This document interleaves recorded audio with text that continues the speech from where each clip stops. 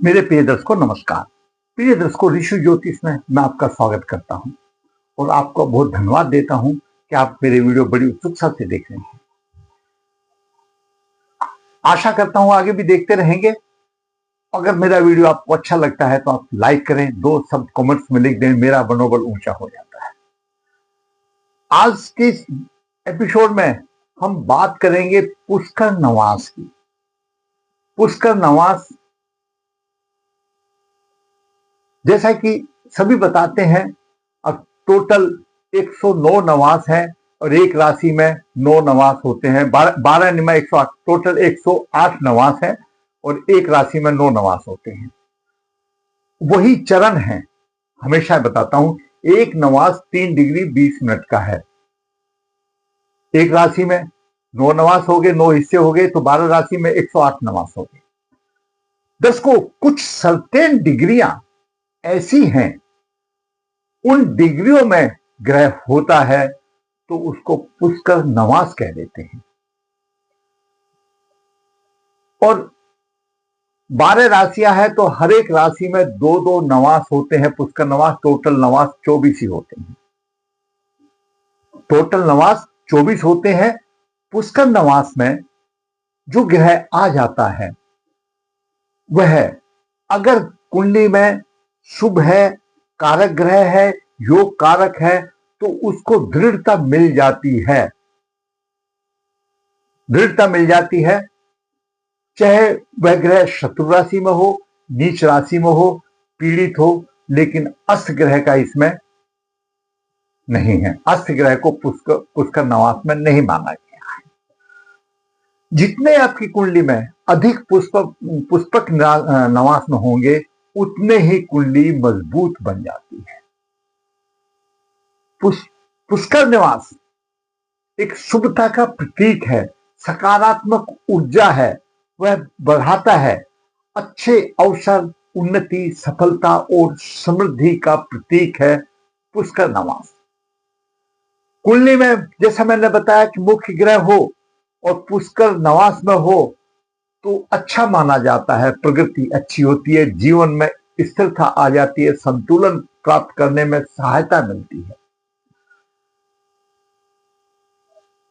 पुष्कर नवास में भी वर्गोत्तम है, यानी पुष्कर में भी वर्गोत्तम है, साधारण वर्गोत्तम नहीं, पुष्कर में भी वर्गोत्तम है। केवल 3 नवासी वर्गोत्तम होते हैं। वृषभ राशि का 5वां नवास, कर्क राशि का पहला और धनु राशि का 9वां नवास वो वर्गोत्तम है। वो शुभता के ऊपर और शुभता आ जाती है। अब यह निर्णय कैसे करें कि हमारा ग्रह पुष्कर नवास में है? बड़ा सिंपल सा नियम है, कुछ एक चीज याद करनी पड़ेगी। आप अपनी कुंडली लेकर के, लगन कुंडली लेकर के आप सामने रखिए और नवास भी उसमें बना होता है। वह लगन कुंडली और नवास का एक सामूहिक अध्ययन है। सीधी सी बात है, आप पहले नवास कुंडली देखिए।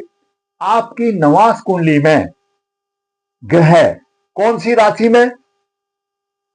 4 राशि में, 2 राशि में और 6 राशि में और 7वीं राशि में और 9वीं राशि में और 12वीं राशि में। यानी आपकी नवास कुंडली में, आप नवास कुंडली निकाल के देखिए, आपकी जो 2 राशि है, वृषभ राशि है, उसमें ग्रह को नोट कीजिए कौन सा ग्रह है।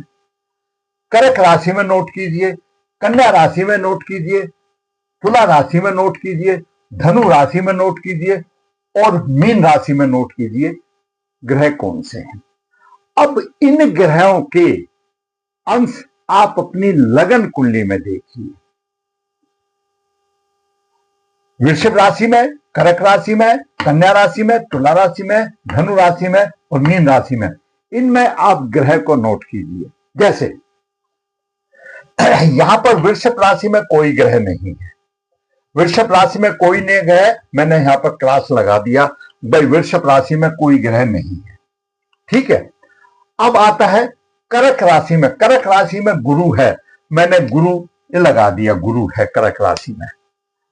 कन्या राशि में कन्या राशि में भी कोई ग्रह नहीं है, मैंने ये क्रॉस लगा दिया, कोई ग्रह नहीं। ठीक है, मैंने वीडियो कम टाइम ले इसलिए पहले से एक्सरसाइज करके रखी है। तुला राशि में कोई ग्रह नहीं है तो मैंने क्रॉस लगा दिया, कोई ग्रह नहीं। आगे धनु राशि में केतु है तो मैंने उसको टिक किया, धनु राशि में केतु है। मीन राशि में दो ग्रह है, शुक्र और सूर्य, मैंने शुक्र और सूर्य दोनों को लिखा। इस तरह से आप ग्रह राशि के साथ उन ग्रह को लिख दीजिए जो आपकी नवाज कुंडली में है।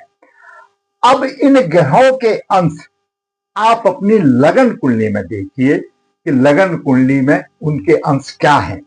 तो पहले हमको गुरु मिला और गुरु के अंश है 1 डिग्री 32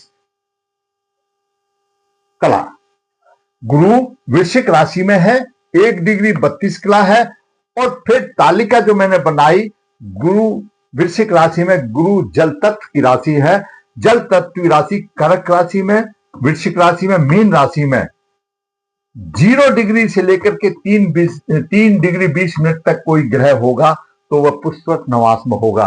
तो गुरु की उसमें शर्तें मीट कर रही हैं। 0 डिग्री से 3 डिग्री 20 मिनट तक, तो गुरु 1 डिग्री 32 मिनट तक, तो गुरु यहां पर है। या कोई आपका ग्रह 26-40 से लेकर के यानी 6:40 से लेकर के और 10 डिग्री तक भी हो सकता है, 6:40 से लेकर के 10 डिग्री तक भी हो सकता है जल तत्व राशि में। लेकिन यहां पर गुरु मिला तो गुरु मैंने टिक कर दिया और यहां मैंने गुरु को टिक कर दिया। गुरु यहां पर पुष्कर नवास में मिल गया। अब देखते हैं, कन्या राशि में कोई नहीं है, तुला राशि में कोई नहीं है, धनु राशि में केतु है।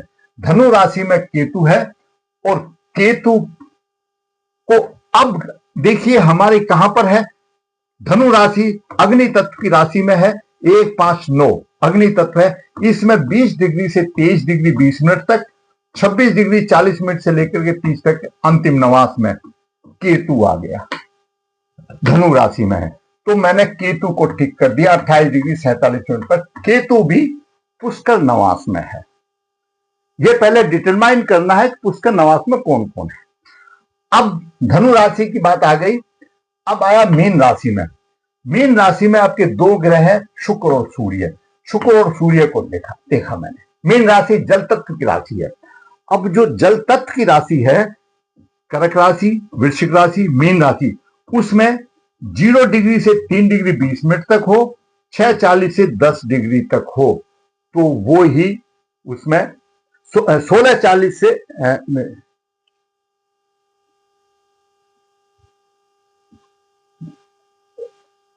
इसमें जो शुक्र जो है मीन राशि में है और सूर्य भी मीन राशि में है। यहां गलती हो गई। अब लगन कुंडली में शुक्र तुला राशि में है, अस्त है, तो इसका कोई मतलब नहीं रह गया। इसका कोई तुला राशि में मतलब नहीं रह गया। अब सूर्य तुला राशि में 17 डिग्री 16 मिनट लेकर के है, तो तुला राशि वायु तत्व राशि है, 3, 7, 11 में 16 डिग्री 16 मिनट लेकर के है, 16:40 से लेकर 20 मिनट तक यहां पर शुक्र अस्त सूर्य नवास में हो। इस तरह से इस कुंडली में गुरु सूर्य केतु पुष्कर नवास में निकले। फिर मैं बता देता हूं, वृषभ लगन में वृषभ राशि में, कर्क राशि में, कन्या राशि में, तुला राशि में, धनु राशि में, मीन राशि में जो ग्रह हैं उनको नोट कर लीजिए और वो ग्रहों के अंश यहां से देखिए कौन सी राशि में। जैसे गुरु कर्क राशि में है तो इसमें गुरु वृषभ राशि में है। वृश्चिक राशि जल तत्व राशि है, 0 से 3:20 तक पुष्पक नवास में गुरु हो गया, बात खत्म हो गई। शुक्र अस्त है, उसकी बात छोड़ दीजिए। गुरु 17 डिग्री 16 मिनट लेकर के है, मीन राशि में है। गुरु की वास्तविक स्थिति लगन कुंडली में तुला राशि में है। तुला राशि में 17-16 से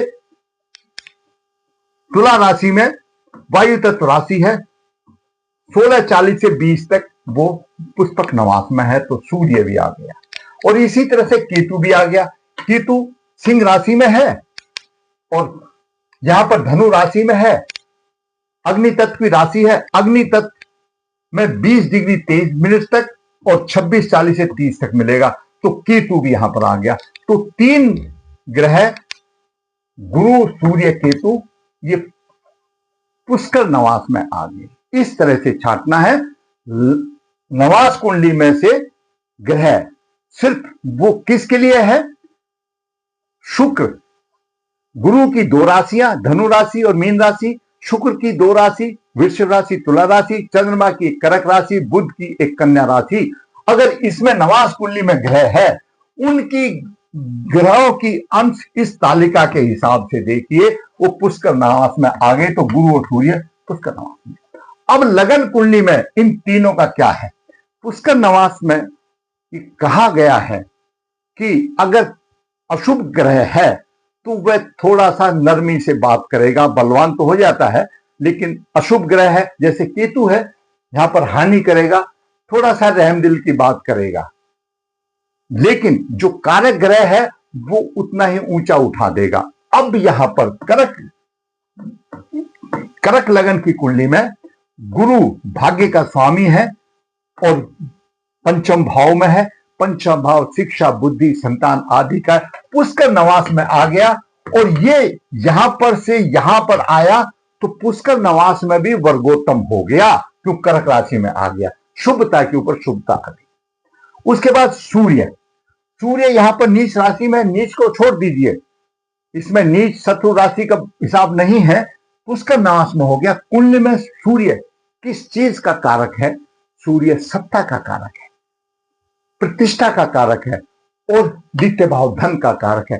तो उसको प्रतिष्ठा और धन में कोई कमी नहीं रहेगी। ये बात, तो दोनों ग्रह आपके ये अच्छे हैं। केतु थोड़ा सा नरमी से देगा, हानि करेगा। केतु का आप उपाय कर लीजिए, इसलिए मैंने बताया ना भाई, वो अशुभ कारक ग्रह है, वो भी बलवान हो जाता है, थोड़ा सा अपनी अशुभता में थोड़ा सा कम कर देगा, नरम हो जाएगा, लेकिन अशुभ तो अशुभ ही रहेगा। उसका आप उपाय कर लीजिए और सूर्य और गुरु आपके पुष्कर नवास में होंगे। तो ये मैंने आपको बताया नवास। अब नवास का मैंने आपको पूरी रूपरेखा बता दी। यह दशा अंतरदशाएं में आपको लाइफ को बैलेंस करता है, सुदृढ़ बनाता है, उन्नति के अच्छे अवसर देता है। गणना कैसे की जाती है? यहां से दोनों कुंडली, लगन कुंडली, नवास कुंडली से मैंने गणना आपको बता दी। और वर्गोत्तम पुष्कर नवास, वर्गोत्तम पुष्कर नवास क्या होगा? वृषभ राशि का पंचम, कर्क राशि का प्रथम और धनु राशि का नवम। तो धनु राशि का नवम नवास ये वर्गोत्तम होता है, कर्क राशि का प्रथम नवास वर्गोत्तम होता है और वृषभ राशि का पंचम नवास ये वर्गोत्तम होते हैं।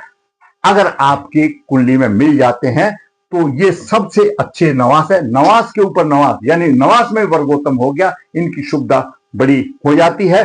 तो इस कुंडली में हमको वर्गोत्तम नवास में गुरुदेव मिल गए हैं और सूर्य साधारण तौर पर पुष्कर नवास में है और गुरुदेव पुष्कर से पुष्कर, यानी शुभता से शुभता। और चाहिए क्या? गुरु किसके कारक है? अध्यात्म के कारक है। गुरु धन के कारक है, गुरु धन के कारक है, अध्यात्म के कारक है, ऐसे और ज्ञान के कारक है। तो ऐसे बालक को ज्ञान की कोई कमी नहीं होगी, अध्यात्म की कोई कमी नहीं होगी। और सूर्य प्रभु सत्ता के कारक है, सम्मान की कोई कमी नहीं होगी। यह बालक, होनहार बालक 4/11/2006 का जन्म, शुक्ल पक्ष 13, रेवती चरण 2, शनिवार को हुआ, मध्य रात्रि 12:35 पर। पिछले साल एमबीबीएस की परीक्षा में सिलेक्ट हो गया और एम्स में अभी अपनी एमबीबीएस की डिग्री में है। तो ऐसे बालक होनहार बनते हैं जिनके की ग्रह योग अच्छे हैं। और गुरु और चंद्रमा लग्नेश है और गुरु नवास कुंडली का लग्नेश है, दोनों आमने सामने हैं।